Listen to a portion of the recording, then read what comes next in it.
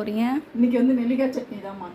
ஒரு 2 ஸ்பூன் அளவுக்கு உளுந்து பருப்பு மட்டும், 1 ஸ்பூன் அளவுக்கு ஜீரகம், 2 இஞ்சி, இப்போ வந்து ஒரு கட்டி பூண்டு எடுத்து உரிச்சு வச்சுருக்கேன். அது இதோட ஒன்றா சேர்த்து இப்போ வந்து ஒரு 10 வரமிளகாய், இது மாதிரி நல்லா கலர் மாதிரி வரணும் சேர்த்துக்க போகிறோம். இதில் வந்து கொத்தமல்லி தழை பிளேட்டுக்கு மாற்றிக்கோங்க, ஆற வச்சுருங்க. இதோட வந்து ஒரு துண்டு வெல்லம் எடுத்து வச்சு பார்த்தீங்களா, அதுவும் இதோடய ஒன்றா போட்டு போய் ஆற்ற வானல்லையே திரும்பி 1 ஸ்பூன் அளவுக்கு எண்ணெய் ஊற்றிட்டு வச்சுருக்க நெல்லிக்காயை வந்து இதில் போட்டு வச்சுருவோம்.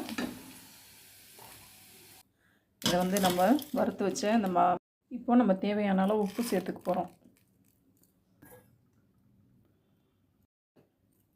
இந்த மாதிரி அதனால் எண்ணெய் போதும். கொஞ்சமாக கடுகு முட்டு இதில் வச்சுட்டு அவ்வளோதான், சூப்பரான நெல்லிக்காய் சட்னி ரெடி ஆயிடுச்சு.